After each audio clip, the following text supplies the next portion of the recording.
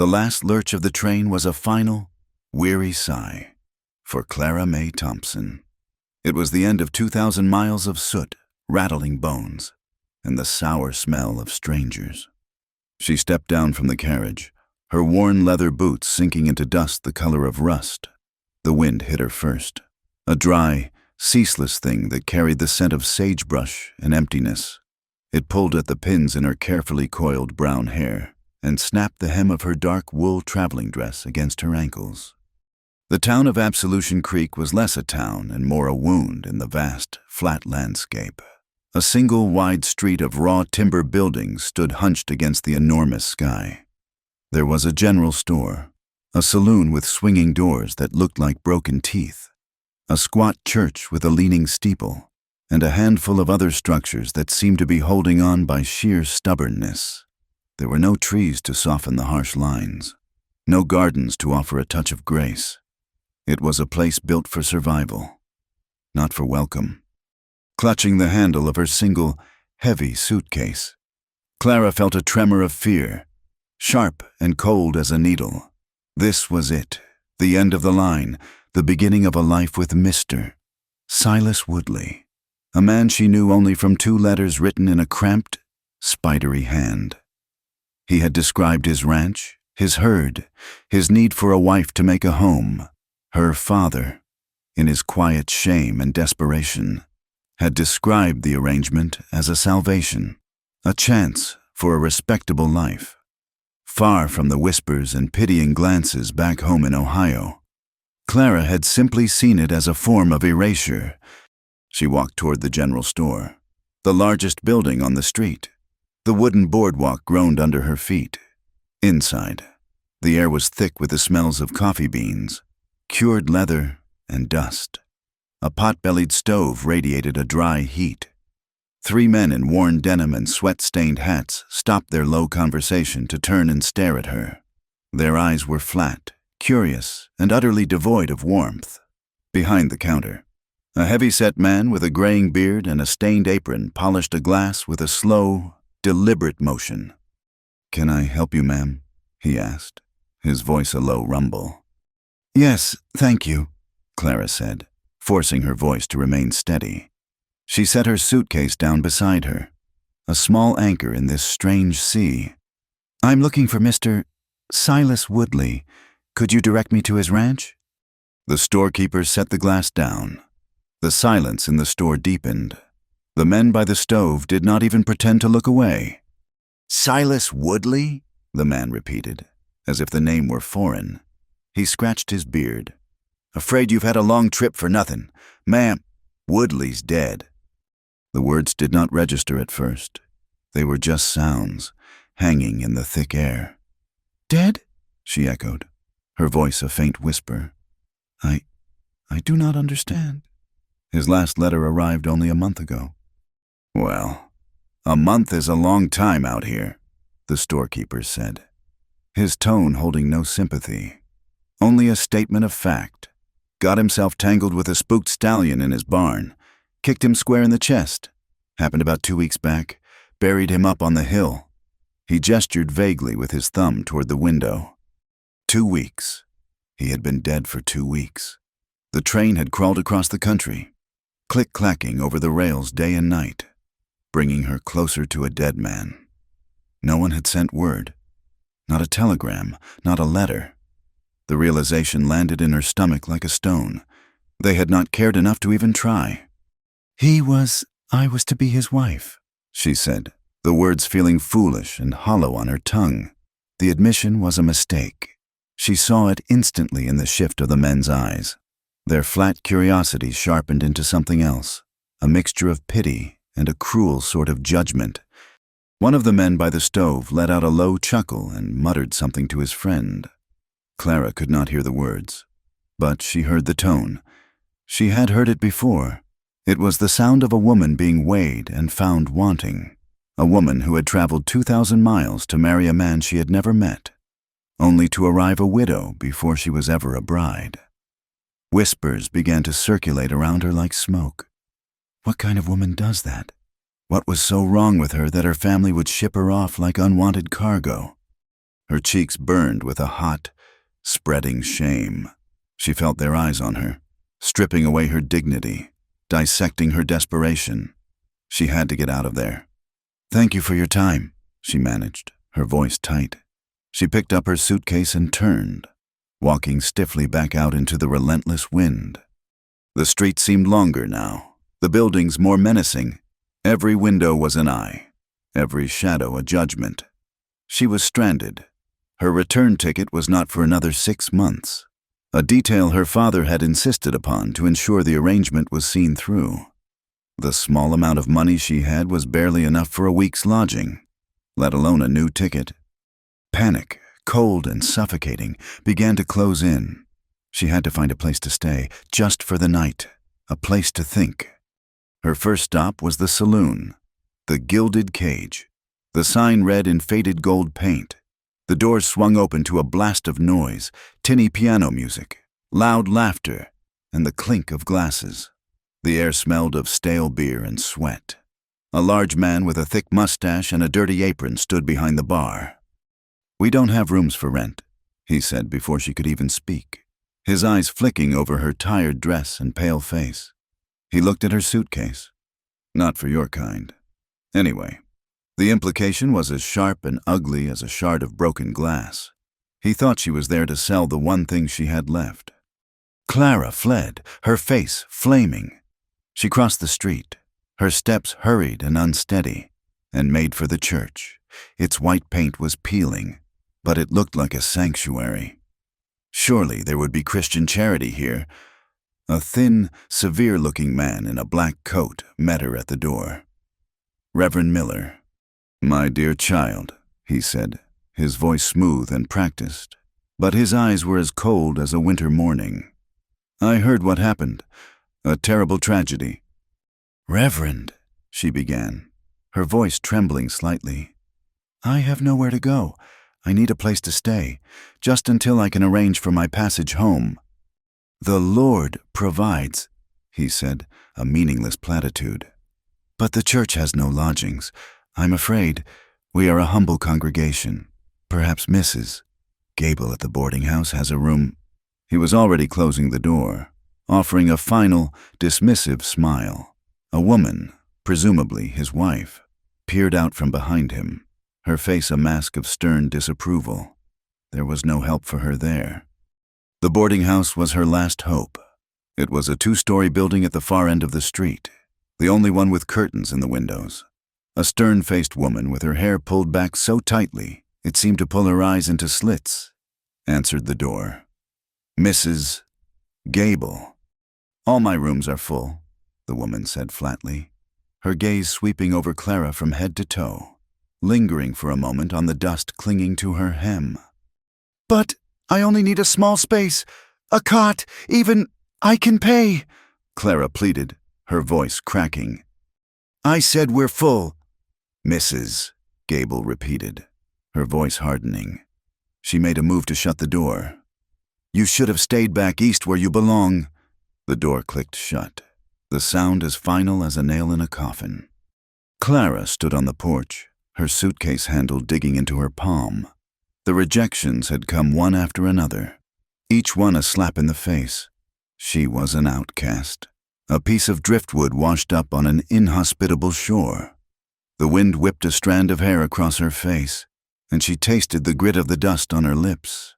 Tears welled in her eyes, hot and stinging, but she refused to let them fall. She would not give this town the satisfaction of seeing her weep. From the shadows of the saloon's covered porch, Reed Sawyer watched. He had been there for the better part of an hour, nursing a lukewarm beer he had no intention of finishing.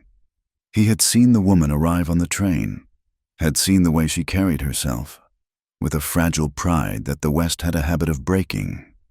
He had heard the storekeeper's blunt pronouncement and had watched as the pack of wolves, disguised as townsfolk, began to circle. He knew loss. It was a taste that never left his mouth, a phantom weight he carried on his shoulders every day. He knew shame, too, though his was a private, festering thing he kept buried deep. He had been about to turn and leave, to ride out to the silence of his homestead and forget the cruelty of this town. But then he saw her at the boarding house door. He saw the last of her hope crumble. He heard the small, broken sound she made, a sound swallowed by the wind, and something in it, a note of quiet despair he recognized as his own, stopped him cold. He pushed himself away from the post he was leaning on and walked across the street. His steps were slow and deliberate, the jingle of his spurs a lonely sound in the growing dusk. He stopped a few feet from her. Clara flinched when she saw him approach, a tall, broad-shouldered man whose face was shadowed by the brim of a dusty hat. She braced herself for another insult, another rejection. He took off his hat, revealing dark, unkempt hair and a face that was more weathered than old. There were lines around his eyes, etched there by sun and sorrow. His gaze was direct, and for the first time that day, she did not see pity or contempt in a man's eyes. She saw only a quiet, weary assessment. "You need a place to stay," he said. It was not a question. His voice was low and rough, like stones rolling in a dry creek bed. Clara stared at him, suspicious. "I can pay," she said, her pride rising to the surface. "Did not ask if you could," he replied, his expression unchanging. "I have a cabin. It is a few miles out of town. There is a cot. You can stay for a few days, until you figure something else out." She hesitated, her mind racing. A stranger, an isolated cabin. The dangers were obvious, whispered in cautionary tales to young women back home. But then she looked around at the hostile, shuttered faces of Absolution Creek. The dangers here were just as real, only colder and more certain. This man's eyes, for all their hardness, held a flicker of something she could not name. It was not kindness, not exactly, it was recognition. "Why?" she asked, her voice barely audible. He put his hat back on, casting his face in shadow once more. "You looked cold," he said simply. He turned and gestured toward a sturdy-looking horse tied to a hitching post. "My horse can carry us both. I will take your suitcase." Without waiting for a reply, he took the heavy bag from her hand. The sudden lightness of her arm was disorienting. After a moment that stretched into an eternity, she made her decision. She had no other choice. She nodded once, a small, jerky movement. "All right." The ride to his ranch was silent. Reed set her suitcase in front of him and helped her mount. Settling in behind her, the warmth of his body at her back was a strange comfort, a solid presence against the vast, encroaching emptiness. They left the town behind, and the world opened up into an endless expanse of darkening prairie under a sky streaked with pale orange and deep purple. The wind howled, a mournful, lonely sound that seemed to pull the warmth right out of her bones. It flattened the tall, dry grass and carried the scent of distant rain. The land was beautiful in its own brutal way, a sweeping, untamed vista of earth and sky. But it was also desolate. It was a reflection of the landscape inside her own heart, vast, empty, and scoured clean of all hope. She felt utterly, terrifyingly alone, a tiny speck of sorrow in an indifferent universe. After what felt like hours, a small structure materialized in the deepening twilight. It was a small cabin, built of dark, weathered logs, with a stone chimney breathing a thin plume of smoke into the sky. A corral stood nearby, holding two other horses who raised their heads as they approached. There was no other sign of life for miles in any direction. This was a place a man came to be alone. Inside, the cabin was just one room, but it was clean and orderly. A fire crackled in the stone hearth, casting a warm, dancing light on the plank walls. A narrow bed stood in one corner, a rough-hewn table and two chairs in the center. A small cot, little more than a canvas sling on a wooden frame, was folded against the wall. The air smelled of wood smoke and coffee. It was the scent of solitude. Reed lit a lantern, his movements economical and sure. "The cot is yours," he said, pointing. "There is stew on the hearth. You should eat." He did not eat with her. He set out a bowl and a spoon for her on the table, then busied himself checking on his rifle. His back to her. Clara ate in silence, the stew warming her belly but doing little to ease the chill that had settled deep in her soul. The silence in the cabin was thick, punctuated only by the crackle and pop of the fire. When she was finished, he took her bowl, washed it in a basin, and then sat in the single armchair by the fire.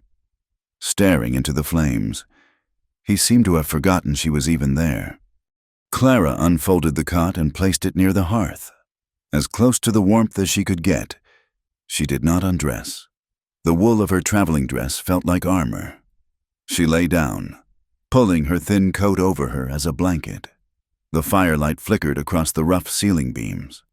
Outside, the wind moaned around the corners of the cabin, a relentless, grieving sound. The day's events crashed down on her all at once. The storekeeper's cold words, the sneering men, the closed doors, the vast and empty prairie. She was a world away from everything she had ever known, her future a blank, terrifying void.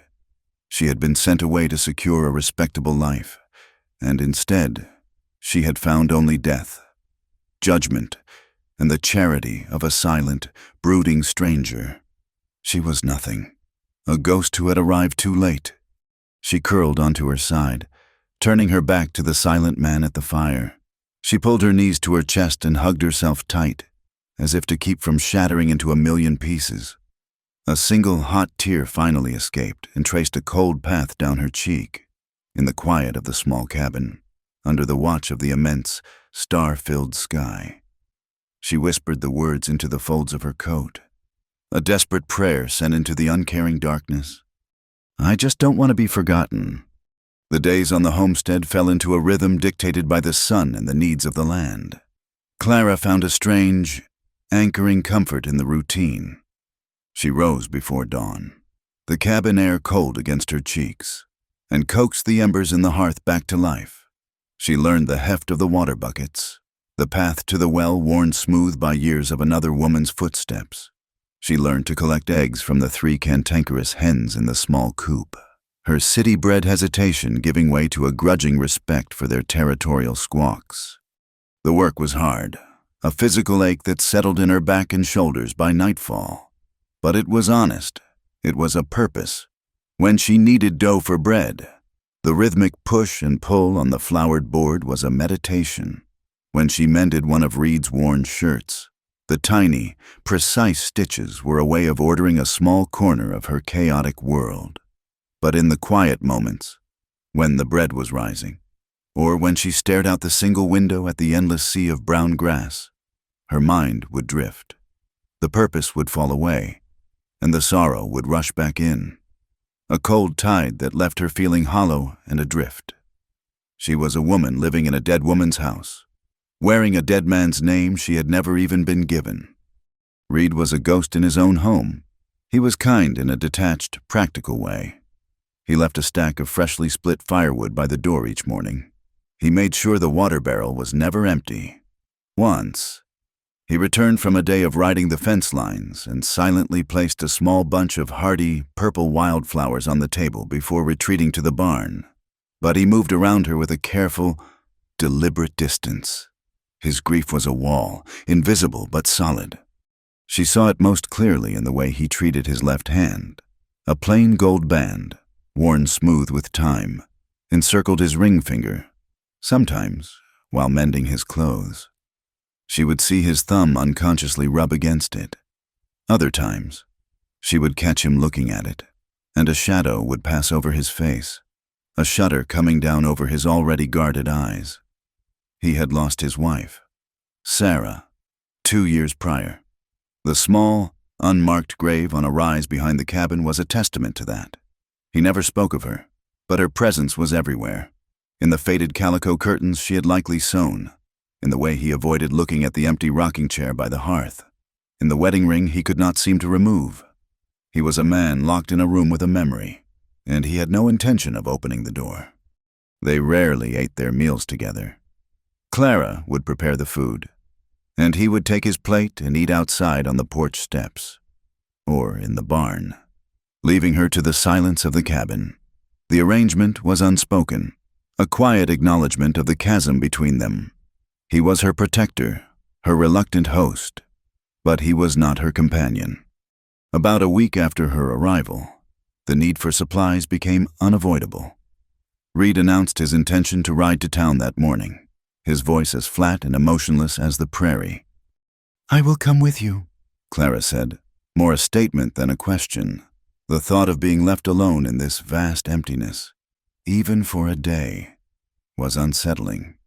He looked at her, his gaze lingering on her thin wool dress. The wind had a sharper bite to it these days, a hint of the coming winter. "It is cold," he said. He disappeared into the small alcove where he slept and returned with a heavy coat made of dark, thick wool, lined with sheepskin. It was a woman's coat, Sarah's. He held it out to her. "This will be warmer." Clara hesitated. To wear this coat felt like a transgression, like stepping into a life that was not hers, but the wind was indeed cold, and her own coat was threadbare. She took it from him, the wool soft and heavy in her hands. It smelled faintly of lavender and wood smoke. She slipped it on. The sleeves were a little too short, the shoulders a little too wide. But it was warm, a cocoon of borrowed heat. Reed said nothing, but his jaw was tight as he turned to saddle the horses. Absolution Creek was just as grim and unwelcoming as she remembered. As they rode down the main street, heads turned. Windows seemed to darken with watching eyes. Whispers followed them like burrs clinging to a saddle blanket. She could feel the words, even if she could not hear them all. "There she is, the runaway bride, living out at the Sawyer place. Shameless." The gossip was a foul, choking dust, and she pulled the collar of the coat higher, as if it could hide her from their judgment. Reed seemed oblivious, his gaze fixed straight ahead. But Clara saw the subtle tensing of his shoulders, the way his hands tightened on the reins. He did not acknowledge the stares, the whispers, the open contempt. He simply existed, a rock against which the petty cruelties of the town broke and receded. Their first stop was the general store. The same heavy-set man, Mr. Henderson, was behind the counter. His eyes flicked to Clara, then to the coat she was wearing, and a small, knowing sneer touched his lips. Reed placed a list on the counter. "Need these things. Henderson." The storekeeper ignored the list. He looked directly at Clara. "Did not figure you for the type to wear a dead woman's clothes," he said, his voice loud enough for the other customers to hear. "But I suppose beggars cannot be choosers." Clara flinched as if struck. The heat of humiliation flooded her face. Reed moved, placing himself slightly in front of her. A silent, protective shield. "Just fill the order." "Henderson," Reed said, his voice dangerously low. The storekeeper laughed, a short, ugly sound. "I am not sure I have anything you need today. Sawyer, my stock is running low." It was a lie, and everyone in the store knew it. The shelves were laden with sacks of flour, tins of coffee, and bolts of fabric. It was a public shaming, a deliberate act of cruelty. Reed's hand, resting on the counter, slowly curled into a fist. For a long moment, the only sound was the ticking of a large clock on the wall. Clara held her breath, expecting an explosion, but then, with a visible effort, Reed relaxed his hand. He picked up his list, turned his back on the smirking storekeeper, and walked out.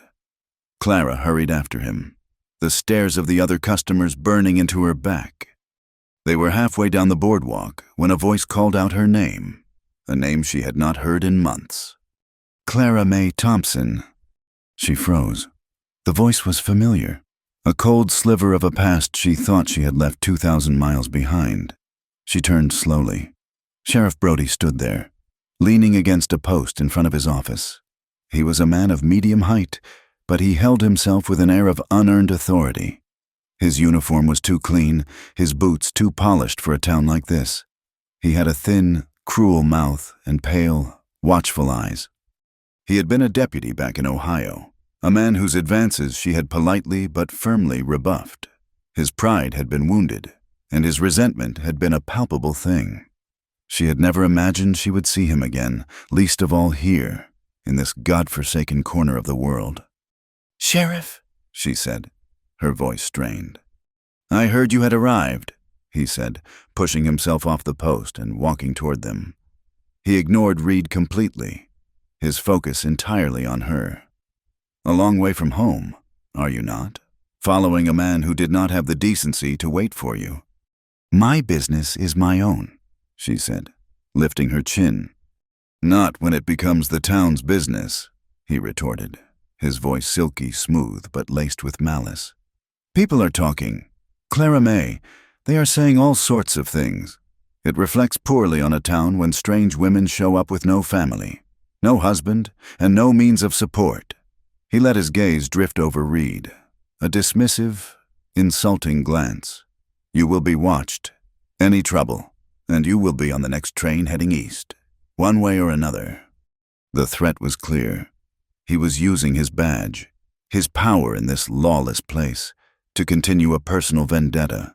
He was reminding her that she was alone, vulnerable, and completely at his mercy. Reed stepped forward. "She is with me," he said, his voice a low growl. Sheriff Brody finally deigned to look at him. "For now, Sawyer. For now.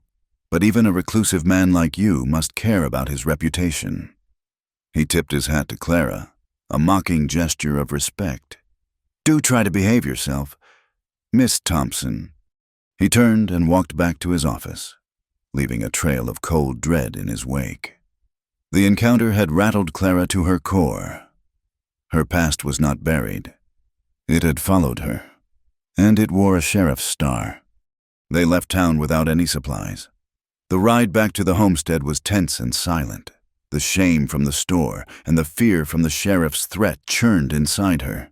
It was all too much. The weight of her family's disappointment, the town's scorn, and now the reappearance of a man who wished her ill. It was a crushing, unbearable load. That night, the silence in the cabin felt different. It was not empty, it was heavy with unspoken words. Clara could not eat. She sat on her cot, staring into the fire, her hands twisting in her lap. The flames danced and leaped, casting flickering shadows on the walls, shadows that seemed to mock her with their restless energy. Reed sat in his usual chair, cleaning his rifle, the rhythmic scrape and click of metal on metal the only sound. He did not look at her, but she felt his awareness of her, a quiet, constant presence. And then, something inside her broke. A single sob escaped her lips, a raw, ragged sound that she could not hold back. Once it started, she could not stop. The tears she had held back for weeks finally came, a hot, cleansing flood of misery and despair. She buried her face in her hands and wept, her shoulders shaking with the force of her grief. She wept for the life she had lost, for the fiancé who had declared her not good enough, for the family who had seen her as a stain to be washed away. She wept for the dead man she had never met and for the hostile town that wished she would disappear. She felt a movement and looked up through her tear-blurred vision. Reed had stopped cleaning his rifle. He was watching her, his face unreadable in the firelight. "They were right," she choked out, the words tumbling over each other in a rush of shame. "The people in town, everything they whisper about me, it is true." Reed remained silent, his stillness an invitation to continue. "My family," she began, her voice cracking. "They sent me away, shipped me out here like a damaged parcel. My fiancé back home. His name was William. We were to be married, but he broke the engagement.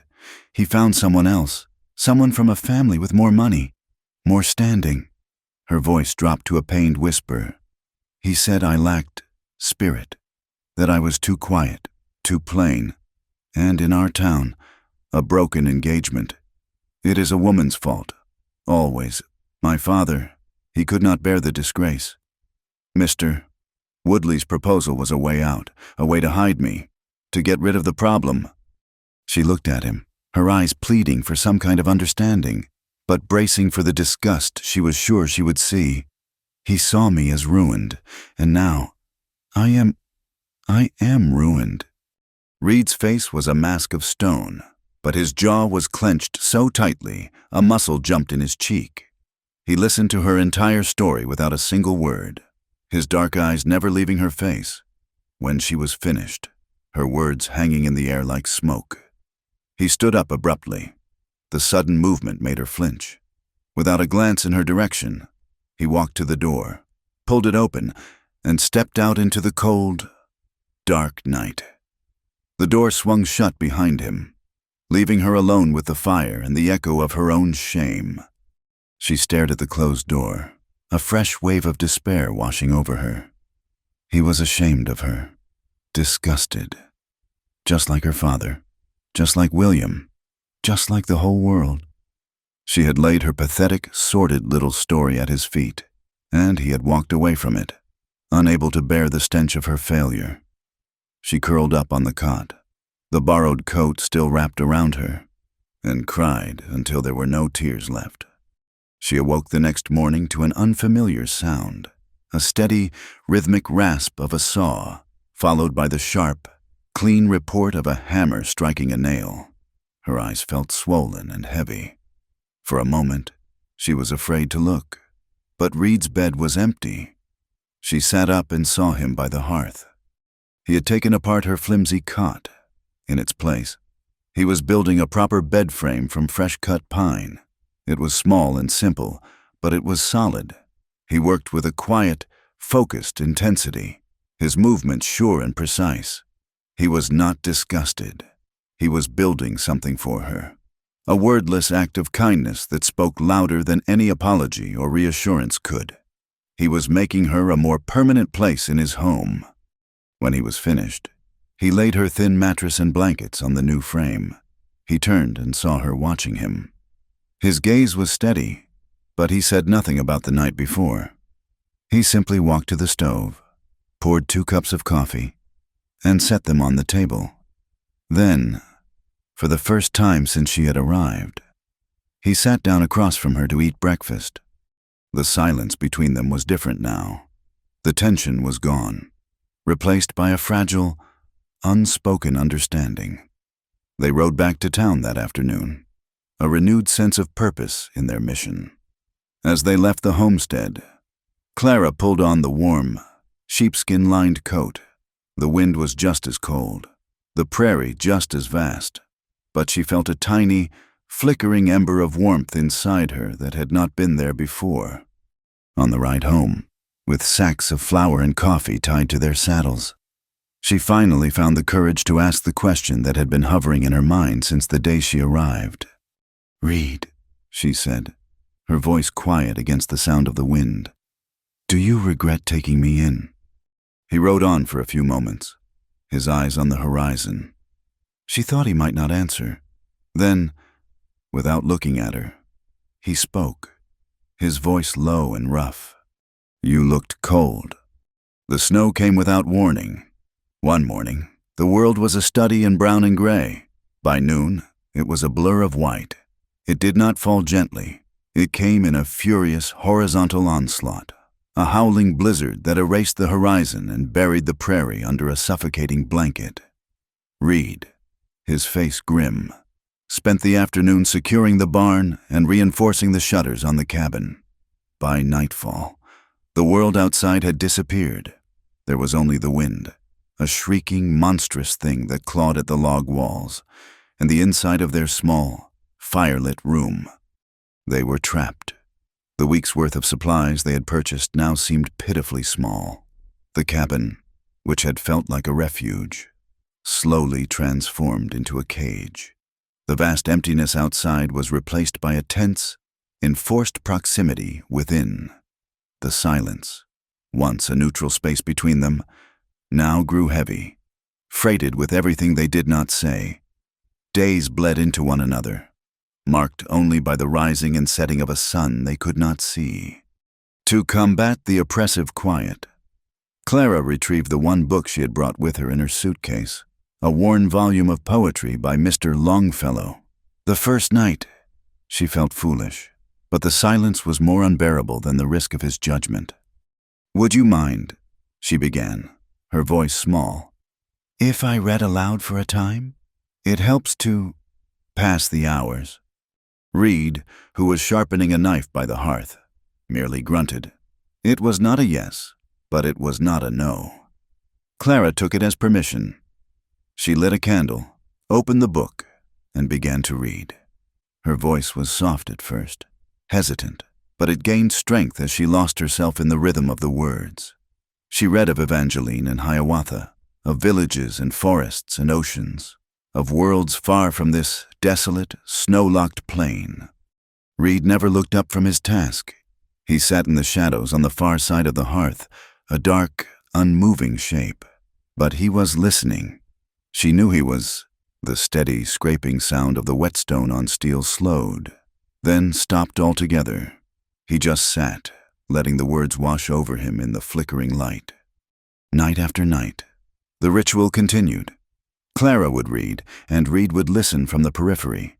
But she noticed a subtle change. The first night, he had been a dark silhouette in the corner. The next, his chair was a foot closer to the fire.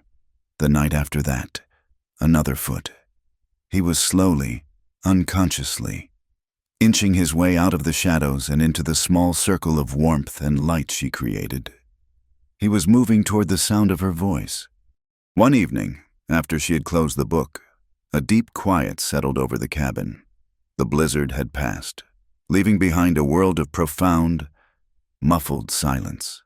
Outside, the moon cast a pale, ethereal light on the endless snow. Clara found herself humming, a half-remembered tune from a cotillion back in Ohio. It was a waltz, a melody of gaslight and polished floors, and a life that felt as distant as another star. She stood and walked to the window, her arms wrapped around herself, still humming the sad, sweet tune. "What is that song?" Reed's voice, rough from disuse, startled her. "Just a waltz," she said, her breath fogging the cold glass. "My father taught it to me. We used to dance on the rug in the parlor." She turned back from the window, a wistful smile on her face. Reed was standing. He had risen from his chair and was watching her, his expression intense and unreadable. For a long moment, he just looked at her, and she saw a flicker of some deep, buried longing in his eyes. Then, he did something that stunned her. He crossed the small space between them and held out his hand. It was a large, calloused hand, scarred from work and weather. He said nothing. The invitation was silent, expressed only in this simple, profound gesture. Her heart hammered against her ribs. She hesitated for only a second before placing her hand in his. His grip was firm, warm. He drew her to the center of the room, into the space between the hearth and the table. He placed his other hand awkwardly on her waist, and she rested her free hand on his shoulder. And they danced. There was no music but the faint sound of her own humming and the soft shuffle of their boots on the rough-hewn floorboards. It was clumsy. He was stiff, unused to such things, and she was nervous. They stumbled once, nearly tripping over the bearskin rug, but they did not stop. He held her a little tighter, and she rested her hand higher on his chest, her palm lying flat against the solid, steady beat of his heart. The heart he had buried 2 years ago on a windswept hill. She felt the life in him, the deep, thrumming pulse of it beneath layers of grief and solitude. He smelled of pine smoke and cold air, and something that was uniquely his own, a scent of leather and earth. The firelight cast their mingled shadows, large and dancing, against the log walls. In that moment, they were the only two people in the silent, white world. When her humming finally faded, they stood motionless in the center of the room, still holding on to each other. He was looking down at her, his eyes dark with an emotion she could not name. It was more than sorrow, more than loneliness. It was a raw, aching vulnerability. "She loved to dance," he whispered, his voice thick. "Sarah, we were not very good at it, but she loved it." It was the first time he had spoken his wife's name to her. The sound of it hung in the air between them, a sacred, fragile thing. He let go of her then, turning away abruptly as if the memory was too sharp, too painful to hold. He walked to the hearth and stared into the flames, his back rigid. The dam had been broken. The grief he had held in silence for 2 years began to spill out, the words torn from him in ragged, painful pieces. "It was my fault," he said, his voice a low rasp. "She died because of me. The baby was coming too soon. There was a storm, a blizzard, just like this one. I tried to get her to town, to the doctor, but the snow was too deep. The horse went lame. We did not make it in time." He squeezed his eyes shut, his hand clenching into a fist at his side. "She died on the trail, her and the boy. I buried them both myself, right up on that hill." He was not speaking to Clara anymore. He was speaking to the ghosts in the fire. "I was not strong enough. I was not fast enough. I failed her." The guilt poured out of him, a raw confession in the firelit dark. Clara felt her own heartache in response, not with pity, but with a profound, shared understanding of loss. She came to stand beside him, not touching, but close enough that he could feel her presence. "You cannot blame yourself for a storm. Reed," she said softly. "A better man would have found a way," he bit out, the words steeped in self-loathing. It was her turn to be vulnerable. She owed him her own truth, the jagged edges of her own fears. "We all think that," she whispered. "We all think there was something more we could have done, something we could have been—" She paused, gathering her courage. "My deepest fear, it is not what the sheriff can do to me, or what the townspeople think. It is the thought of disappearing, of being erased. My family sent me away to be forgotten. My fiancé cast me aside because I was not enough. I'm afraid that one day I will just fade away, that my whole life will have been for nothing, that no one will even remember I was here." He turned his head to look at her then. The firelight caught the wet sheen in his eyes. He saw her, truly saw her, not as a burden or a stray, but as another soul drowning in a quiet, desperate sorrow. The space between them crackled with a shared pain, a recognition so deep it was almost unbearable. He raised his hand, his rough fingers hesitating for a moment before gently touching her cheek. His thumb brushed away a tear she had not even realized had fallen. The touch was electric, a spark in the cold, lonely darkness. He leaned in slowly, giving her every chance to pull away. She did not. She leaned into his touch, closing her eyes. Their first kiss was as soft as falling snow, as hesitant as a prayer. It was not a kiss of passion, but of communion. It was a taste of salt and sorrow, a silent acknowledgement of the wounds they both carried. It was a desperate, gentle reaching for another human soul in the vast, unforgiving wilderness. When they parted, they stood in silence, foreheads resting against each other, their breathing unsteady. The single, small touch had unleashed something immense and overwhelming in both of them. It was too much to process, too frightening to name. Without another word, Reed turned and went to his bed, and Clara to hers. The space between them now charged with a new, terrifying intimacy. The next day, a fragile truce of normalcy settled over the cabin. They moved around each other with a new awareness, a careful choreography to avoid accidental touches that might reignite the bewildering emotions of the night before, while sweeping near the hearth. Clara's broom caught on a loose floorboard. Curious, she knelt and pried it up. Beneath it, nestled in the dark space, was a small, cloth-wrapped bundle. Her hands trembled as she unwrapped it. It was a tin-type photograph in a simple wooden frame. A woman with kind eyes and Reed's shy smile stood beside him, her hand resting on his arm. Reed looked younger, his face unburdened by grief. In her arms, The woman held a tiny, swaddled infant, Sarah, and their son. Clara's throat tightened.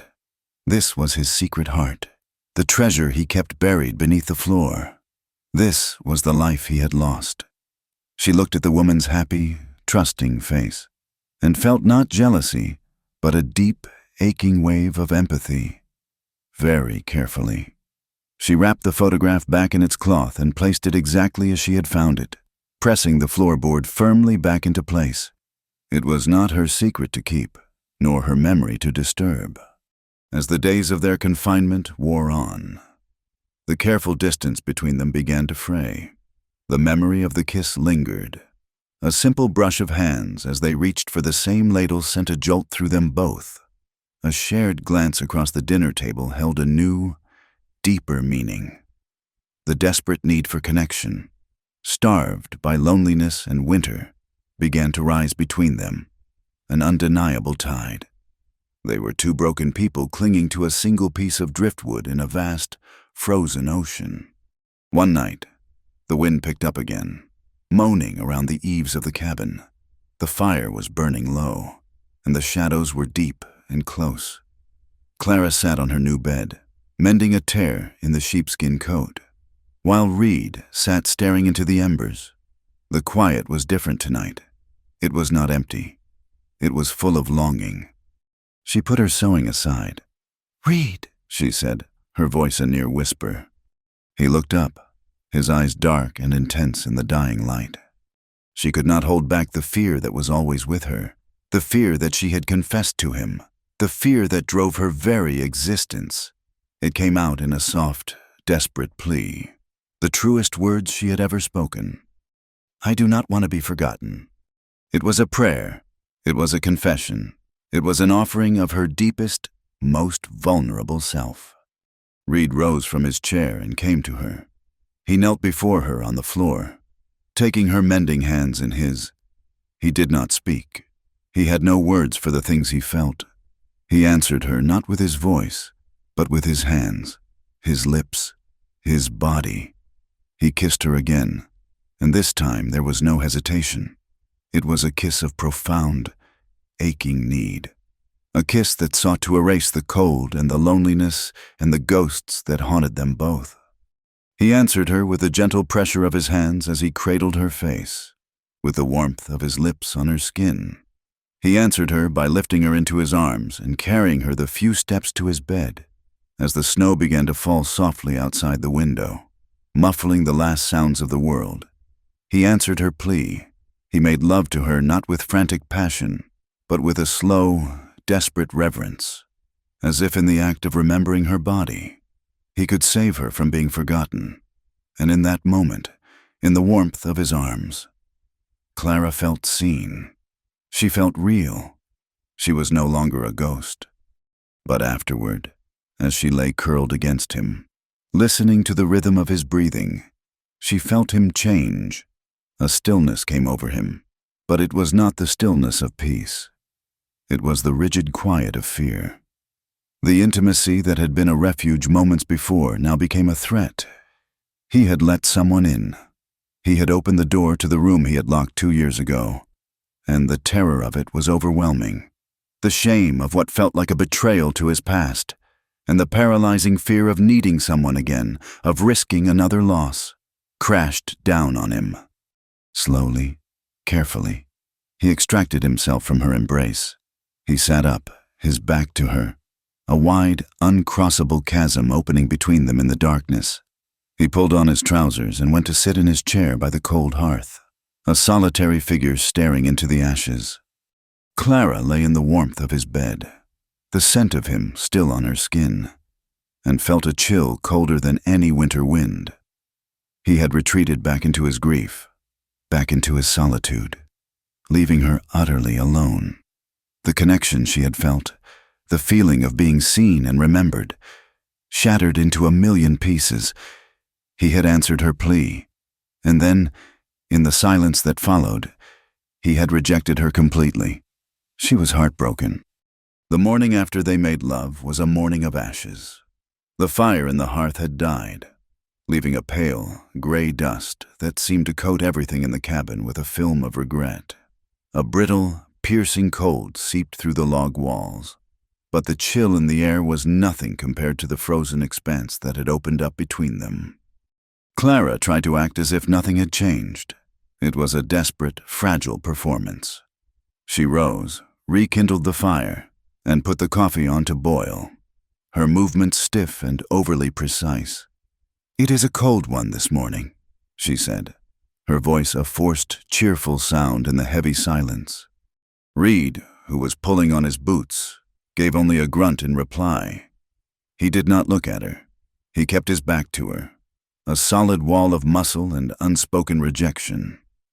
He took his coffee and his plate of biscuits and ate them standing by the door. A man poised for escape. The quiet intimacy of the shared breakfasts they had fallen into was gone, shattered. The days that followed were a form of exquisite torture. The silence was no longer a space of potential understanding. It was an active, malevolent thing. It was a weapon. Reed's silence cut her more deeply than any cruel word could have. It was a constant, unrelenting statement of her unworthiness. It said, "That was a mistake. You mean nothing to me." She tried to fill the silence with the small, ordinary sounds of domesticity, the whisking of eggs, the scrubbing of the floor, the soft thud of a folded blanket. She talked to the chickens more than she talked to him. Reed retreated completely into himself. He was gone from dawn until long after dusk, tending to his fences, his horses, anything that would keep him away from the cabin, away from her. When he was inside, he was a phantom, his presence a heavy weight of absence. He no longer listened as she read, but sat in the farthest, darkest corner, cleaning his tack or oiling his rifle, the tasks a deliberate barrier against her voice. He had touched the deepest, most vulnerable part of her. And then he had recoiled as if burned. Clara felt the old shame creeping back, the familiar, bitter taste of being found wanting. She was a temporary comfort, a convenience to assuage a moment of loneliness in a snowstorm. She was not a person to be loved, but a thing to be used and then discarded when the need had passed. The despair was a cold, hard knot in her stomach that never went away. After a week of this suffocating tension, she knew she could not endure it any longer. The cabin had become a prison, and his silence was her jailer. She had to get away, if only for a few hours. "I am riding into town," she announced one morning, her voice firmer than she felt. "We are low on salt and coffee." Reed was checking the strapping on his saddle. He did not look up. "The snow is deep in the ravines. It is not safe alone." "I will be careful," she said, her tone sharp with a defiance born of desperation. "I will stay on the high ground." He finally looked at her, his eyes dark and unreadable. For a moment, she thought he would forbid it, but then he just gave a curt nod and turned back to his work, dismissing her. The dismissal was a fresh wound. He did not care enough to argue. She saddled one of the horses herself, her movements clumsy but determined. She pulled on the sheepskin coat, Sarah's coat, and the irony was not lost on her. She was a ghost wearing a ghost's clothes, riding away from a man haunted by ghosts. The ride to Absolution Creek was cold and lonely. The world was a vast, blinding expanse of white, the sky a pale, unforgiving gray. The town looked even more desolate than usual, the buildings huddled together like shivering animals against the snow. She tied her horse in front of the general store, her heart pounding with a nervous apprehension. She managed to purchase her few items from Henderson's son, a gangly youth who lacked his father's open hostility. But as she stepped back onto the boardwalk, a familiar voice stopped her cold. Well, if it is not Clara May Thompson, all by herself." Sheriff Brody stepped out from his office, a smug, self-satisfied smirk on his face. He blocked her path, his posture deliberately intimidating. "Sheriff," she said, her voice tight. She tried to step around him. He moved to block her again. "In a hurry? I would think a lady of leisure like yourself would have time for a civil conversation." His eyes roamed over her, lingering on the coat. "Still living out at the Sawyer place, are you? Playing house with the town hermit. It is quite the scandal." "I do not know what you are talking about," she said, clutching her small parcel to her chest like a shield. "Oh, I think you do," he said, his voice dropping to a low, conspiratorial tone.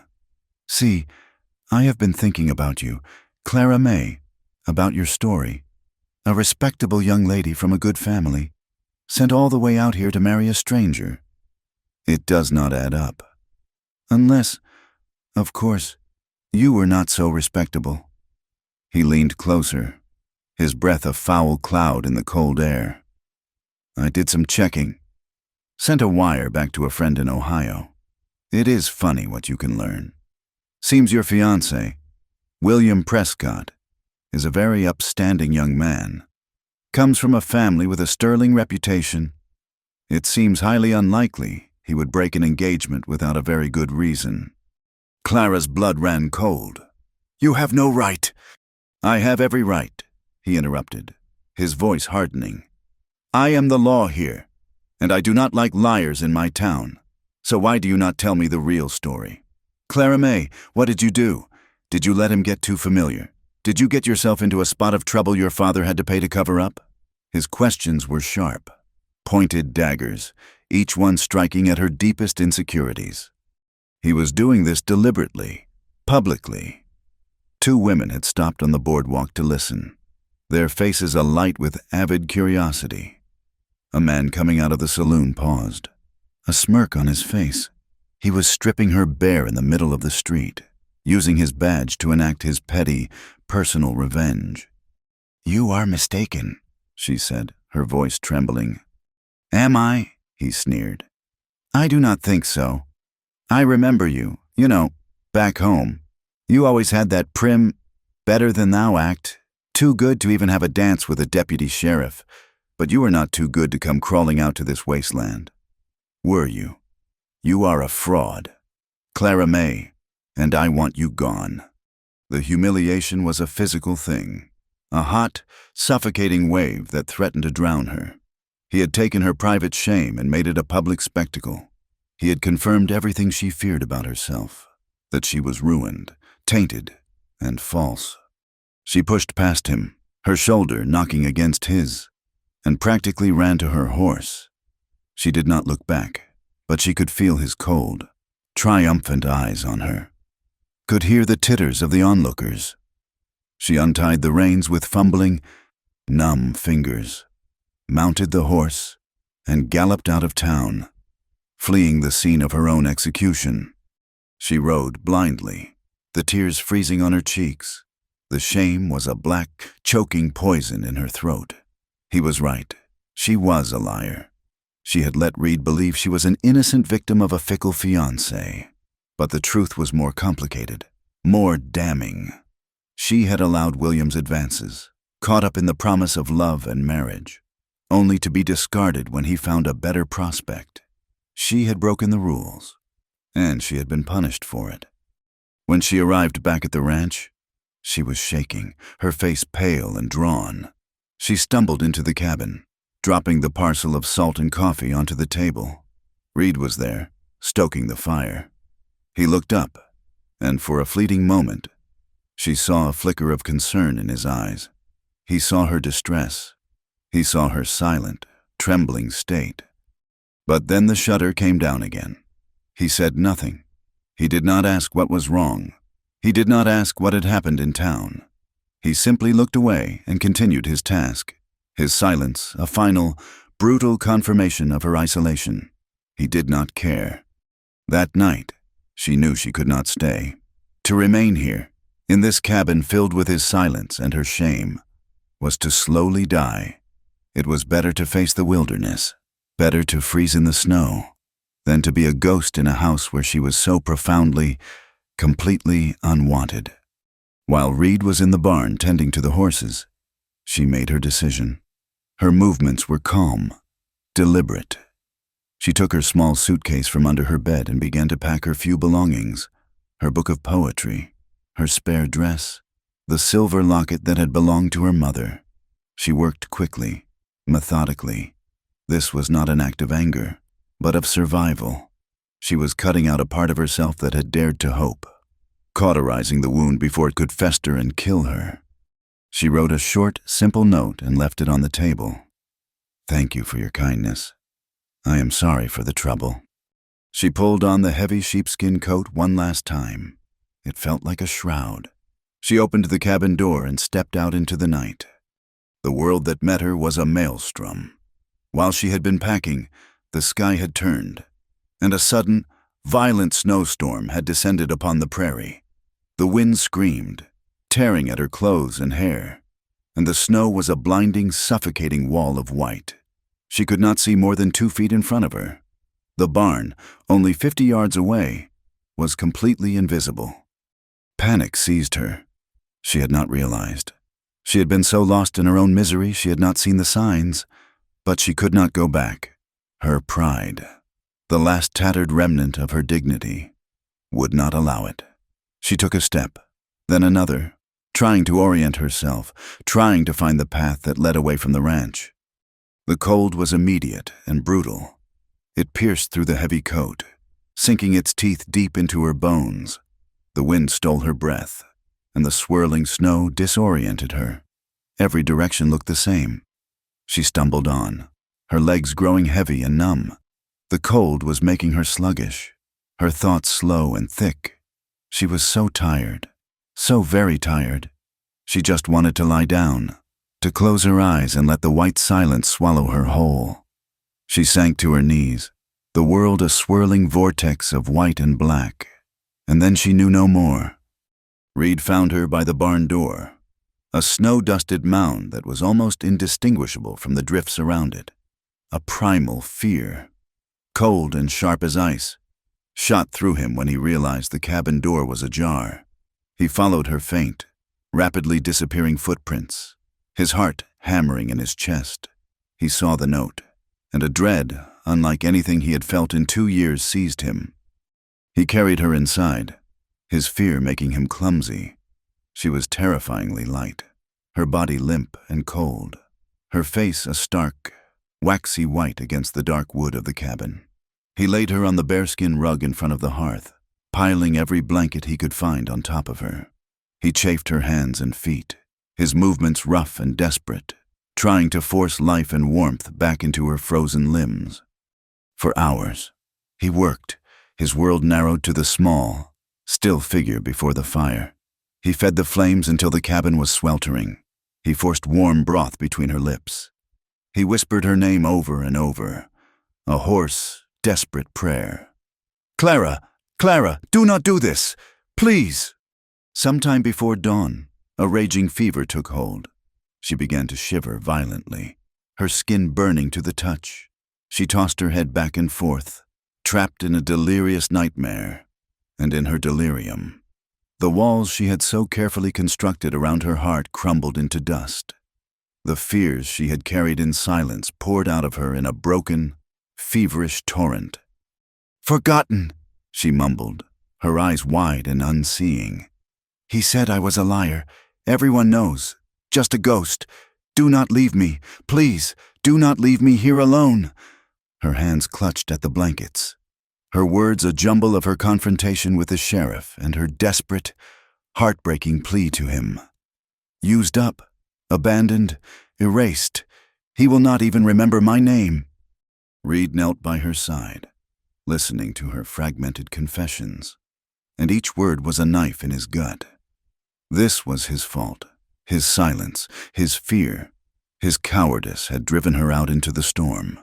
He had seen her pain when she returned from town, and he had done nothing. He had let his own ghosts tear them apart, and in doing so, he had almost lost her. The terror of it, the horrifying echo of his past failure, finally broke through the walls he had built around his heart. He took her hand, his thumb stroking the back of it. "I am here, Clara," he whispered, his voice thick with unshed tears. "I am right here. I am so sorry."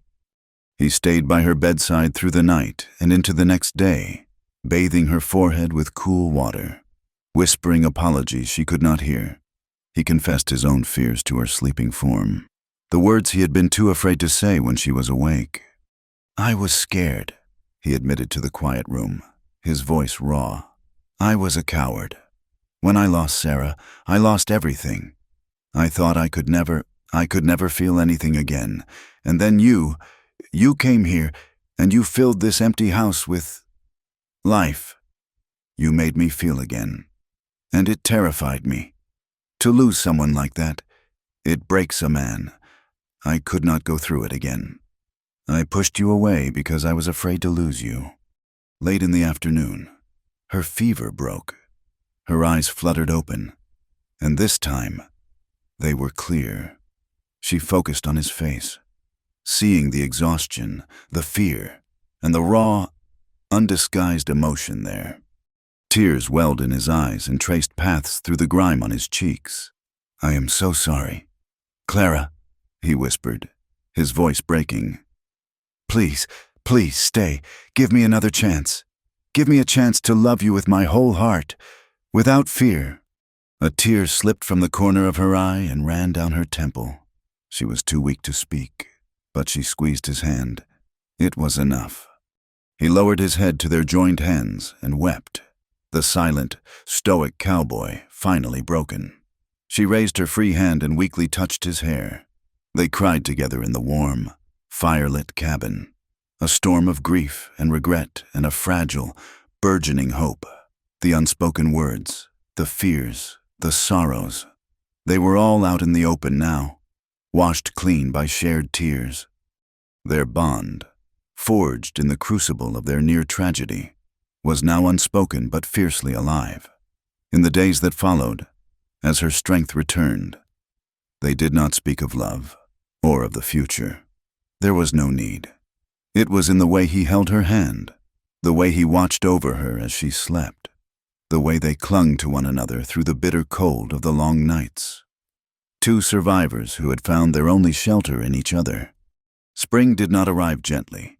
It came in a rush of muddy, turbulent water, a great groaning thaw that broke the prairie's winter spell. The snow receded, leaving behind a landscape saturated with life. The air, once sharp and sterile, now carried the rich, dark scent of wet earth. Small, determined green shoots pushed their way through the muck. The world was waking up, and so were Clara and Reed. The walls of the cabin no longer felt like a cage, but a sanctuary. The silence that had once been a weapon between them was now a language of comfort. It existed in the shared warmth of a coffee cup in the morning, in the way his hand would find hers as they sat by the fire at night, in the simple, easy presence of another soul in the room. He had taken down the faded calico curtains, and together, they had hung new ones made from a bolt of plain, cream-colored linen. He had moved her small, sturdy bed to sit beside his own. They were no longer a man and his reluctant guest, but a man and his woman, living and breathing in a shared space, building a life in the quiet pauses between words. They were a curiosity, a scandal that had survived the winter. They knew what the town thought, and they decided, without ever speaking of it, to face it together. One bright, wind-swept morning, they rode into Absolution Creek, but this time, they did not ride with a careful foot of distance between their horses. This time, Reed reached over and took Clara's hand, his calloused fingers lacing through hers. They rode down the main street hand in hand, a silent, defiant declaration. Heads turned. Of course they did. Mrs. Gable, sweeping her porch, stopped and stared, her mouth a thin line of disapproval before she disappeared inside. Henderson, the storekeeper, watched them from his window, then turned away, refusing to acknowledge them. Whispers followed them, a low, buzzing cloud of speculation and judgment. But something had shifted. The open hostility had been blunted by the long winter. A few people, ranchers and their wives who knew the harshness of solitude, offered quiet, hesitant nods. They saw not a scandal, but two lonely people who had found a way to survive. Sheriff Brody stood on the boardwalk outside his office, polishing a silver buckle on his gun belt. He watched them approach, his eyes cold and flat. As they passed, a slow, reptilian sneer spread across his face. It was not a threat of immediate action, but a promise that he had not forgotten, and he would not forgive. Reed's grip on Clara's hand tightened, a silent reassurance. They rode on, ignoring him, leaving him with his hate and his shiny silver buckle. Reed had business at the land office. He dismounted, tied their horses, and helped Clara down, inside, in front of a balding, bespectacled clerk. He filed the papers to purchase the quarter section of land that bordered his own to the south. It was good grazing land, with a creek that ran through it even in the driest months. It was an investment.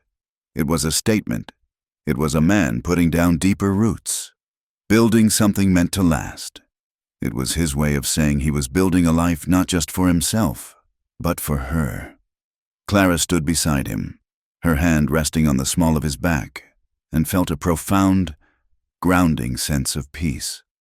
She was not just a visitor in his life. She was a part of its foundation.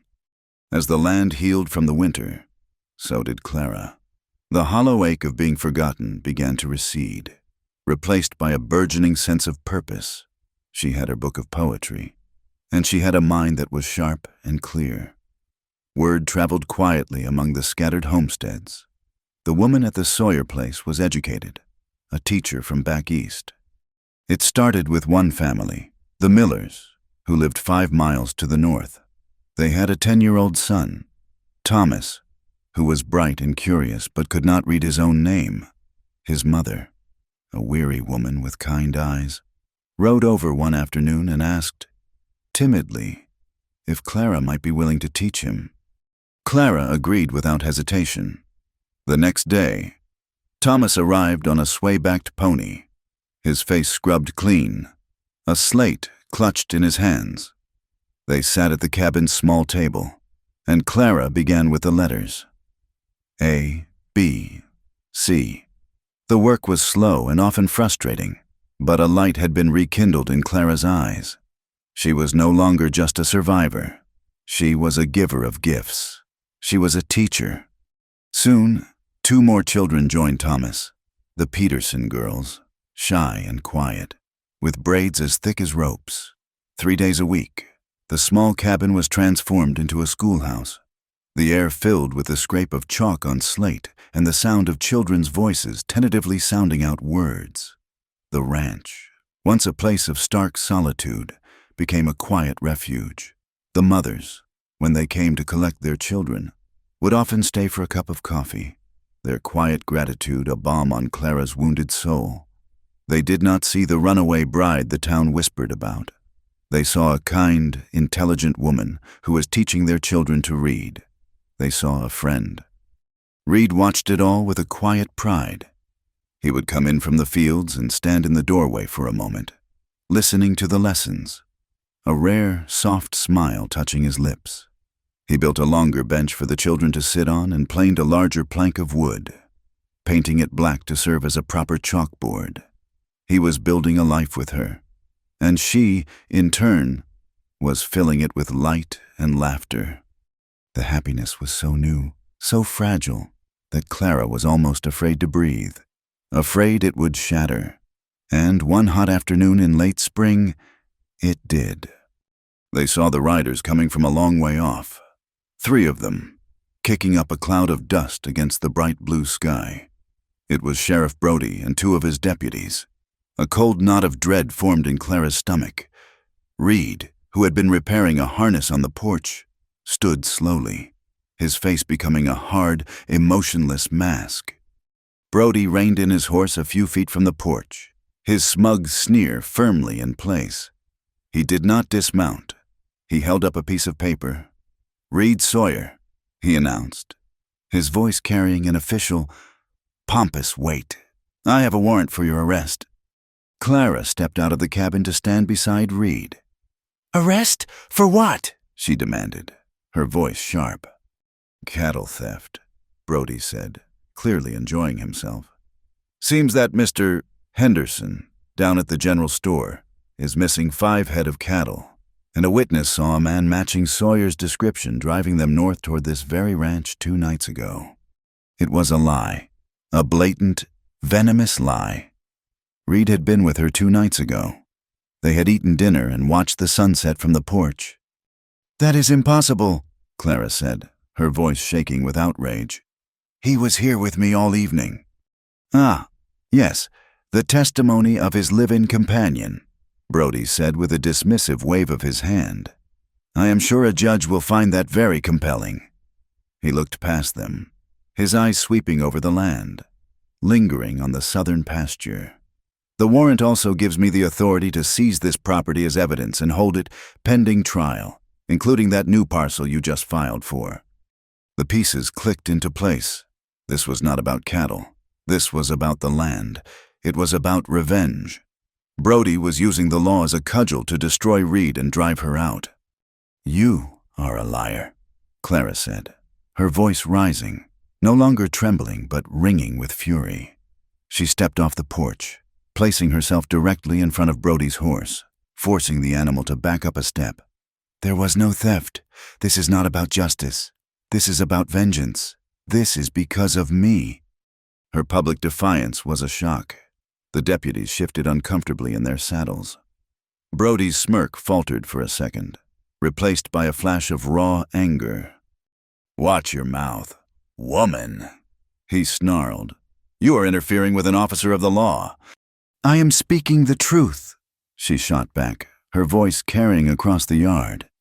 "And you are a coward, hiding your personal grudges behind a tin star." From the trail, a wagon was approaching. It was Mr. Miller, the father of her student. Thomas, he had a load of fence posts and was on his way home. He pulled his wagon to a stop, taking in the scene with wide, concerned eyes. "What is going on here, Sheriff?" he asked, his voice a low, steady rumble. "Official business. Miller, stay out of it." Brody snapped. He nodded to his deputies. "Take him." The 2 men dismounted and moved toward Reed. Reed did not resist. He looked at Clara, a silent message passing between them. "Do not fight. Not now." He put his hands out to be bound, as the deputies tied his wrists. Mr. Miller climbed down from his wagon. "Sheriff," he said, his voice firm, "I was with Reed Sawyer 2 nights ago. We were mending the fence that borders my land and his. We were together until well after dark. He did not steal any cattle. A quiet rebellion was brewing in the prairie heat." Brody's face turned a mottled red. "You are lying to protect your friend." "I am telling the truth," Miller said, standing his ground. "And I will say so under oath. Reed Sawyer is an honest man, more honest than some I could name." Brody ignored him. He gave the rope binding Reed's wrists a vicious tug. "Let's go, Sawyer. You have a long stay in my jail ahead of you." They forced Reed onto a horse and rode away, leaving Clara standing in the dust, her heart a cold, hard stone in her chest. Mr. Miller came to stand beside her. "Do not you worry, Mrs. Sawyer," he said, giving her a title she did not legally possess but had earned in his eyes. "He will not get away with this. There are good people out here. We will stand with you." That evening, she visited Reed in jail. The cell was a small, foul-smelling cage in the back of the sheriff's office. He stood when he saw her, coming to grip the bars. "You should not have come," he said, his voice low. "It is not safe for you here." "I am not afraid of him," she said, her voice fierce. "Clara, listen to me," he said, his eyes pleading. "He is goading you. He wants you to fight, to make a scene, so he can arrest you too. Do not do it. Just go back to the ranch. Stay there. I will handle this." He was trying to protect her, to shield her from the ugliness. But the woman who had arrived in Absolution Creek, broken and afraid, was gone. In her place stood a woman who had faced down shame and winter and her own fear of disappearing. She had found something worth fighting for, and she would not let it be taken from her. She reached through the bars and laid her hand against his cheek. "I am not going anywhere. Read," she said, her voice a low, steady flame. He had once answered her plea not to be forgotten. Now, she would answer his, "I will burn this town down before I let them take you." She left the jail and did not go back to the ranch. She went to the Miller homestead. She spent the night there, and the next morning, she and Mr. Miller drew up a list. It was a list of every rancher, every farmer, every family who had been bullied, extorted, or wronged by Sheriff Brody. She remembered the whispers she had heard, the grumblings in the general store, the quiet resentment that simmered beneath the surface of the town's placid facade. With Mr. Miller by her side, she began to ride. She rode to every homestead, every small ranch tucked away in the folds of the prairie. She knocked on every door. She did not plead or demand. She simply told her story, and then she listened as they told theirs. A story of a false accusation here, a trumped-up fine there, a story of land seized and justice denied. A gathering was forming, a quiet, simmering rage that was ready to boil over. Justice was coming to Absolution Creek. The day of the hearing dawned clear and hot. The sun beat down on the dusty main street of Absolution Creek, baking the raw timber of the buildings. By mid-morning, the town square, a patch of hard-packed earth between the sheriff's office and the general store, was crowded. They had come from all corners of the county, summoned not by an official decree, but by a current of unrest that had been building for years and had finally found its voice in Clara. They came in wagons and on horseback, grim-faced ranchers in worn denim, their wives in simple calico dresses, their face shaded by sunbonnets. They were quiet, watchful. A silent jury assembled under the vast, impartial sky. A circuit judge, a stern, hawk-nosed man named Elias Thorne, had been brought in from a larger town to the east, his presence a testament to the pressure the assembled homesteaders had exerted. He sat at a rough-hewn table set up on the boardwalk, a leather-bound book of laws open before him. Sheriff Brody stood beside the table, a slight sheen of sweat on his upper lip, though he tried to project an air of bored authority. He thought this was a minor inconvenience, a bit of rural theatrics that would soon be over. He was wrong. Reed was brought out from the jail, his hands still bound in front of him. He was led to a post in the center of the square, a prisoner put on public display. His face was a stoic mask, but his eyes searched the crowd until they found Clara. She stood near the front with Mr. Miller and his wife. She met his gaze and gave him a small, determined nod. "I am here. I am not afraid." Judge Thorne cleared his throat, his voice carrying in the still air. "We are here to examine the charge of cattle theft brought against Mr. Reed Sawyer by Sheriff Brody on the testimony of Mr. Henderson. Sheriff, present your case." Brody stepped forward, pointing a dramatic finger at Reed. "The case is simple, Your Honor. 5 head of cattle were stolen from the Henderson Mercantile stock pen. A witness saw this man, Reed Sawyer, driving them north toward his property after dark.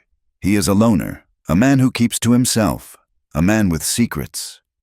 "And this witness?" the judge asked. His eyes narrowed. "Where is he?" "He wishes to remain anonymous," Brody said smoothly. "He fears reprisal from the accused." A low murmur went through the crowd. An anonymous witness was no witness at all. Judge Thorne's expression did not change. "I see. And you, Mr. Sawyer, do you have anything to say in your defense?" Before Reed could speak, Clara stepped forward. All eyes turned to her.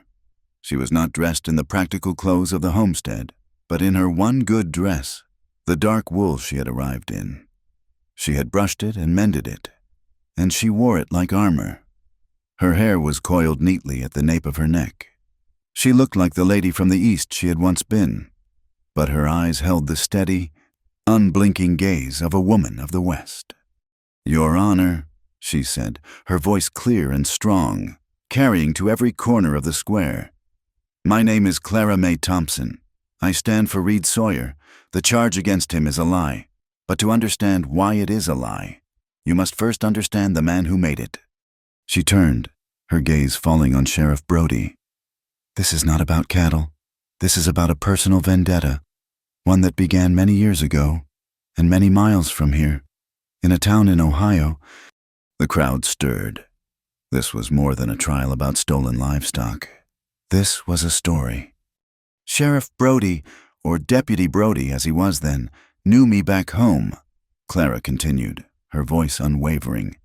"He is a man who does not take kindly to rejection. When his advances were not welcomed, he developed a dislike for me, a dislike that has festered into a deep and abiding spite. He believes I am a woman of low character, a woman who deserved to be shamed. When I arrived in this town alone, he saw his chance to finish the job. She then did the bravest thing she had ever done. She told them her own truth.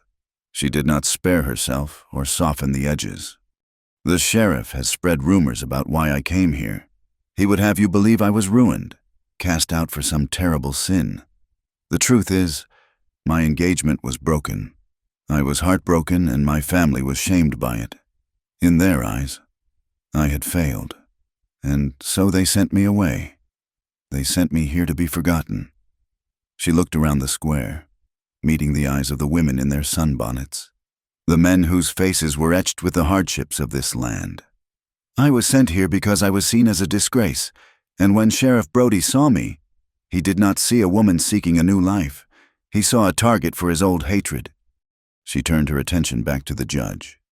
"He has used his badge not to uphold the law, but to twist it for his own cruel purposes. He accused Reed Sawyer of this crime because he could not stand to see me find a home. He could not stand to see me find kindness in a good man's heart. This is not justice, Your Honor. This is the act of a petty, hateful man drunk on a small amount of power. And I am not his only victim." She gestured to the crowd. Ask these people about the real justice in Absolution Creek." A silence fell, and then a single voice broke it. It was Mr. Miller. He stepped forward, his hat in his hands. "Your Honor," he said, his voice a low, steady rumble. "My name is John Miller. Like I told the sheriff when he arrested him, Reed Sawyer was with me the night of the supposed theft. We were mending fences. He is an honest man. But Brody, he is not. Last year, he fined me $20, a month's profit, claiming my wagon was blocking the street, when it was parked right where it always is. He knew I had just sold a calf. He saw an opportunity and he took it." Another man stepped forward, a rancher named Peterson, the father of the two girls Clara taught. "He accused my boy of starting a brawl in the saloon and held him in that jail for 3 days. My boy does not even drink. Brody let him go and I agreed to sell him a prize bull for half its worth." One by one, they came forward. A woman whose husband had been jailed on false charges. A farmer whose land claim had been disputed by a friend of Brody's. A dispute the sheriff had conveniently settled in his friend's favor. The stories poured out, a litany of small and large injustices, of petty cruelties and outright corruption. The town's simmering resentment had finally boiled over. The final piece of evidence came from an unexpected source. The postmaster, a timid man named Abernathy, pushed his way to the front, clutching a packet of letters. "Your Honor," he stammered, polishing his glasses nervously. "The sheriff. He often asks me about the mail. Who is writing to whom? It is not proper, but I was afraid to refuse him. A few weeks ago, I received this for Mrs. Miller." He handed a letter to the judge. "It is from her cousin in Ohio. Mrs. Miller had written to her, asking if she knew anything of Sheriff Brody's character. This is the reply." Judge Thorne read the letter aloud. It described Brody as a spiteful and dishonest man, dismissed from his post as deputy for blackmailing a local merchant. It went on to say that the entire town knew the Prescott family had broken the engagement with Miss Thompson because their son had found a wealthier match, and that the fault was entirely theirs, not Clara's. The evidence was overwhelming. Brody's face had gone from red to a pasty white. He stood exposed, his authority stripped away, revealed as nothing more than a common bully. The judge folded the letter and placed it on the table. He looked at Brody, his eyes filled with a cold, clear contempt. "Sheriff, it seems you are the one with secrets. The charges against Mr. Sawyer are dismissed. You are to release him immediately." He then looked at the crowd. "And I would suggest that the good people of this county petition for a new sheriff, effective immediately. I am suspending you from all duties." A cheer went up from the crowd. Brody, his face a mask of disbelief and fury, threw his badge onto the table and pushed his way through the people who now openly jeered him. Disappearing into his office, Reed was freed, the ropes cut from his wrists. The first thing he did was walk through the crowd to Clara. He did not speak. He simply wrapped his arms around her and held her, and in that embrace, in front of the entire town, they were no longer a scandal, but a promise. They returned to the ranch with their heads held high, but the ordeal had left its mark. They were more guarded now, more protective of the quiet life they had fought so hard to build. The world outside their small patch of land was a place of judgment and danger, and they turned inward, finding their strength in each other and in the rhythms of the seasons. That fall, they began to build a new home, not on the site of the old cabin, but on a gentle rise that overlooked the creek. Reed felled the trees himself, and with the help of Mr. Miller and Mr. Peterson, they raised the frame. It was not a large house, but it was wider and brighter than the cabin. It had 2 big windows in the main room that let in the morning sun, and a wide porch that faced the sunset. It was a house built for children and books and the warmth of a fire on a winter night. It was a house built for a future. One quiet evening, months later, they stood on the porch of their nearly finished home. The first chill of autumn was in the air, and the sky was a riot of purple and gold. Clara, her body full with the new life growing inside her, stood at the railing, looking out at the vast, darkening prairie. "I used to look out at all this," she said, her voice soft. "And I was so afraid. I was afraid no one would remember me, that I would just disappear into all this emptiness." Reed came to stand behind her, wrapping his arms around her swollen belly, his chin resting on her shoulder. He held her with a gentle, protective strength. "I will not let the world forget you," he whispered into her hair. "I will tell our children about the brave woman from the East who taught me how to live again. I will tell them about their mother, who had a voice as strong as the prairie wind. You will be remembered, Clara. I promise." Months later, as the first snows of winter began to dust the high plains, Clara gave birth to a daughter. They named her Hope. The story ends not with a final, declarative sentence, but with a quiet, enduring image.